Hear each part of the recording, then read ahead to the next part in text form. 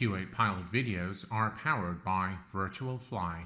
Hello there friends and followers, and welcome to this X-Plane 11 video. We are currently situated at Charlie Yankee Bravo Delta, and today we're going to be taking a look at the AFM Simulation's M20 Collection for X-Plane 11. The M20 Collection by AFM Simulation consists of three general aviation aircraft: the M20 Ovation II, the M20 Ovation III, and the M20TN Acclaim Type S. In this video, we are going to be examining the 3D modeling, the texture work, the features and options available in the M20 collection.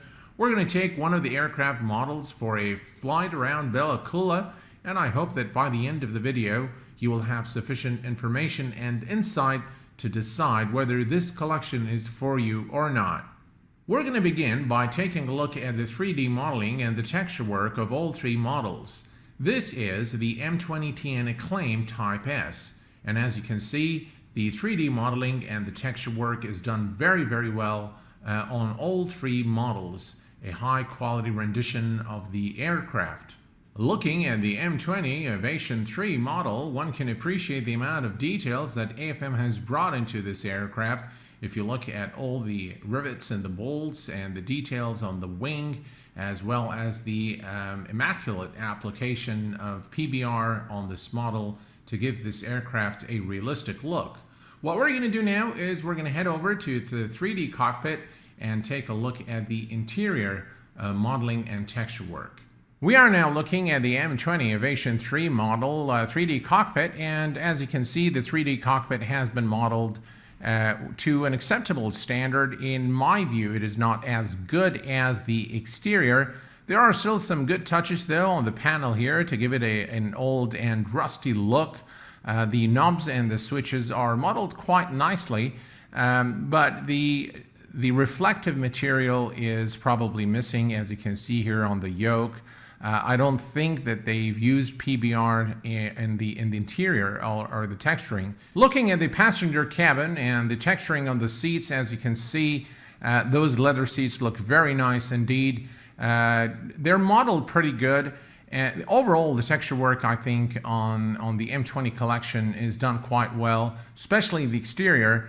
The 3D cockpit of all three models, in my view, needs a little bit more work. So let's go ahead and look at the Ovation II model and look at the 3D cockpit and texture work there. We are now looking at the M20 Ovation II 3D cockpit, and as you can see, the texture work is not of the highest quality, but done to an acceptable standard. In my view, it is not as good as the exterior 3D modeling and the texture work, but all the knobs, the switches, and the dials are in the right place, and one can appreciate the integration with the RXP GTN 750.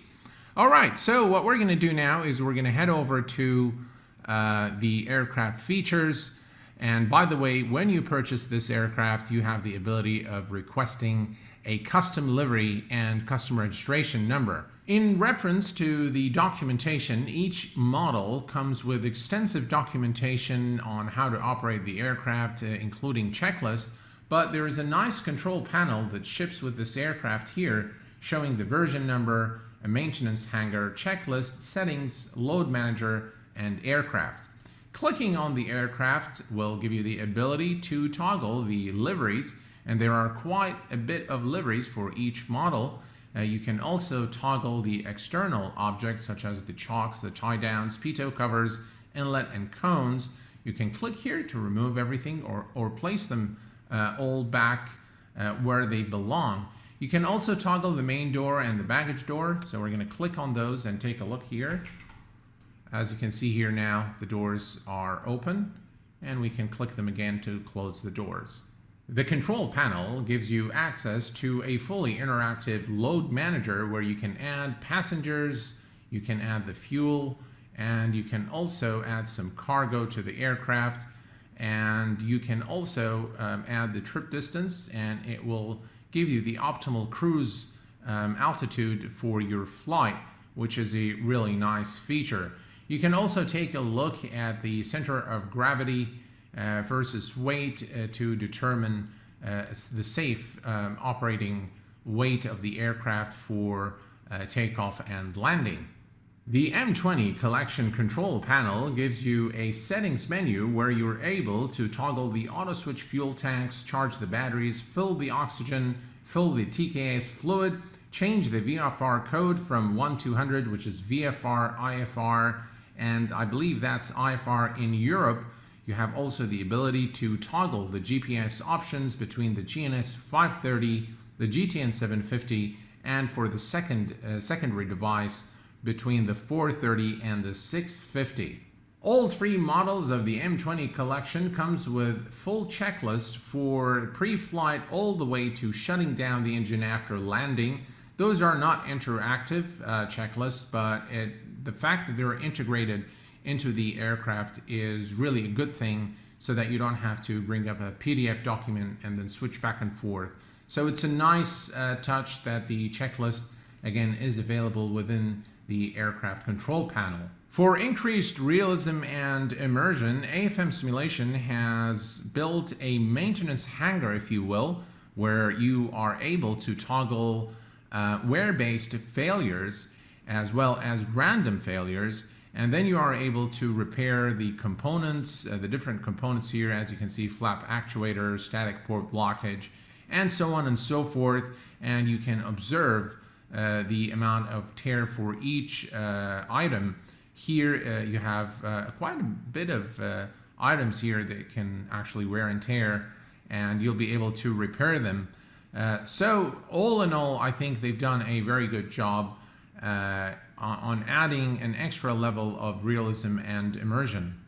Last but not least, clicking on the aircraft version number will pop up the About window, which has the version of the aircraft, the name of the company, the developer's copyright notice, as well as a link to the afmsimulation.com website where you can purchase this aircraft or contacting support if you're having any issues with the aircraft. All right, so here's what we're going to do now. We're going to start the Ovation II from its cold and dark state, and we're going to take off, do a few maneuvers, and head back to Bella Coola and land the aircraft.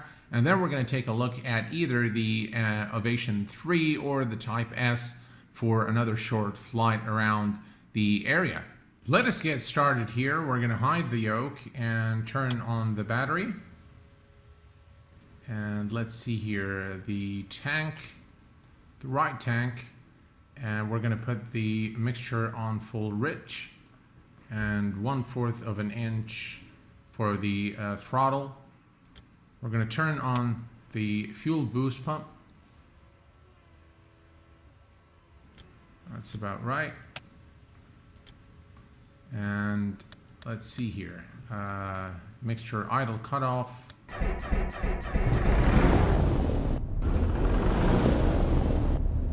There we go.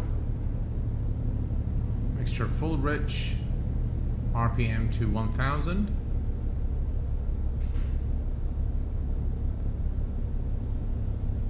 That's about right. We can turn on the outfield switch to the on position, and radio master is on. I know some of you have indicated that they would want a tutorial on the GTN 750, and that is coming soon on the channel. Alright, so we've got the radio and let's see, transponder on. Okay, and let's see here. Actually, the boost pump should remain on. So we'll leave it on. And what else do we need to do here? We need to turn on our lights. So nav lights and taxi lights are on. And now we are pretty much ready to taxi to the runway. Master caution is clicked and we are ready. So bring the yoke back and let's check our takeoff trim here. That's about right here. So that's about right. Okay, let's release the parking brake and let's taxi to the runway.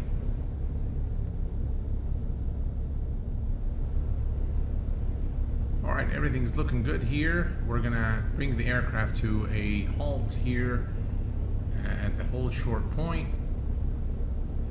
Alright, and parking brake is set. We're going to take the aircraft to about 2,000 RPM.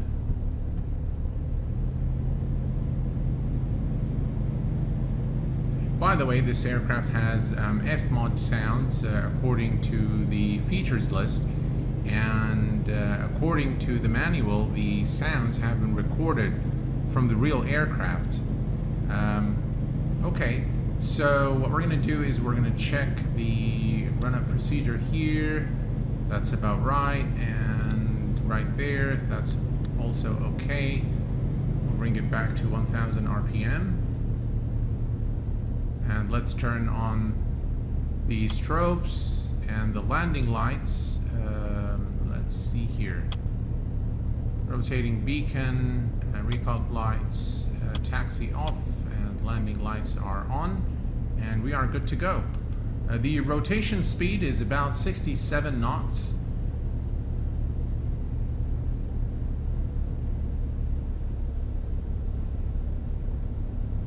Alright, let's check our mixture on full rich. Alright, and we are ready to go. Let's give it full power.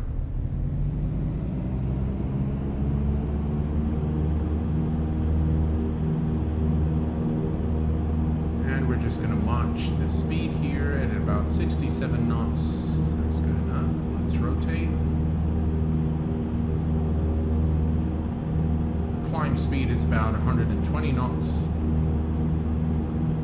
We are clear of all obstacles. Let's go ahead and retract the landing gear.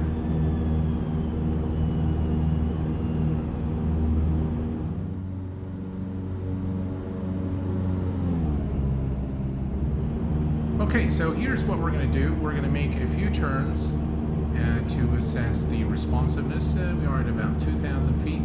Here we go. We're going to make a left turn with left rudder. Very responsive and very fluid. And we're going to do the same thing here. Right turn with right rudder. Again, very, very fluid. Okay, speed. We need to reduce our speed. Let's go to about, let's say 2,000 RPM.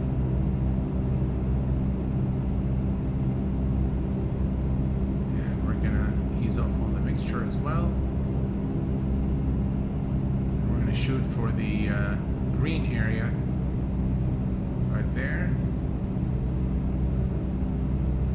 Okay. And now we can bring the aircraft level. Very fluid overall. It flies nice. And it looks okay as well. By the way, I've tried to look at the rain effect in the... I didn't read anything about a rain effect, but there is a DLL in the plugins folder called rain.dll. I went to a rainy spot. I couldn't observe any rain effect on the windshield. So some marks off there. I'm not sure if it hasn't been modeled yet, or if it is modeled and it's not working on my particular setup for some reason, but I was not able to see it. So overall, the aircraft flies really, really good, very fluid, extremely responsive, and fun to fly without a doubt. Of course, it has a fully functional autopilot here. Okay, so what we're going to do now is we're going to head back to the airport, but before we do so, I'm going to stall the aircraft and see what happens. So I'm going to pitch up a little bit here, and I'm going to just idle the throttle completely.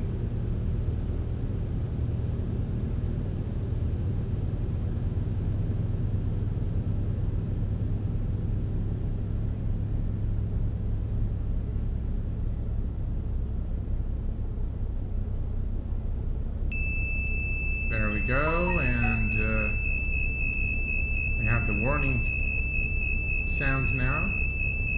And the aircraft still doing pretty good. There we go. That's the stall there. Right, and we're going to give it power. I like the smoke out of the exhaust. I'm not sure this is the right... I'm not sure where it's emanating from, but it looks good, at least from this view. Here's what we're going to do now. We are going to head back to Bella Coola and land the Ovation II, and we're going to take the M20 Acclaim Type S. We're going to place it at the takeoff point on the runway, and we're going to depart to just kind of note any differences in the flight model. All right, let's head back to the airport and land. We are now on final to land at Bella Coola. We're going to shoot for about 80 knots, and below 134 knots we can lower the landing gear, so let's go ahead and do that. Landing gear is coming down. That's the runway ahead of us now.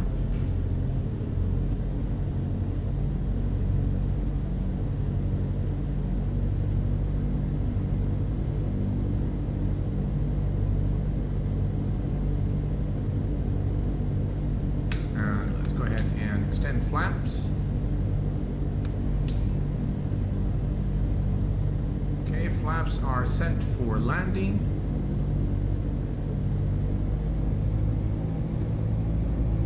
And we're going to keep our speed at 80 knots. There are some trees here, so we need to avoid those trees.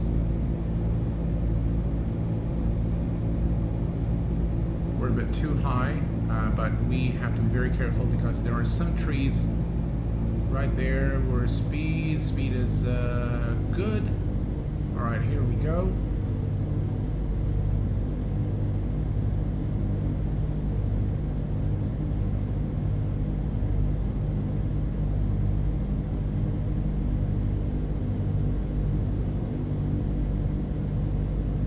Okay, speed to idle and flare.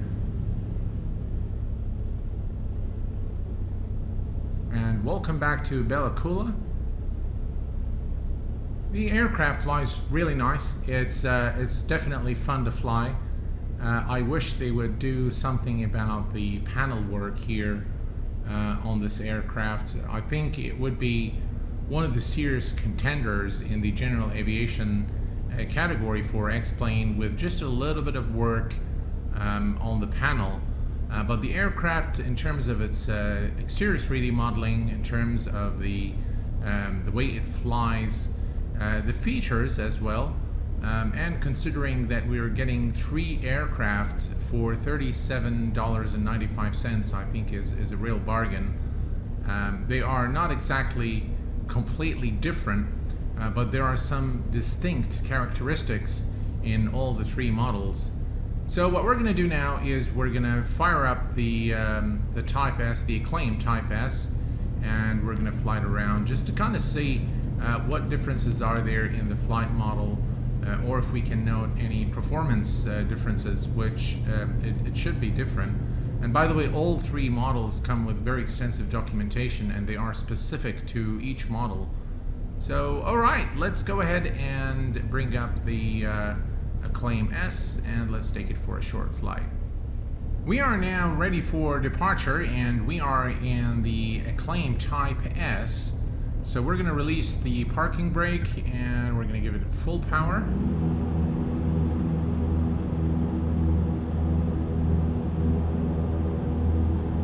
And we're going to wait for about 67 knots for rotation. There we go, and rotate.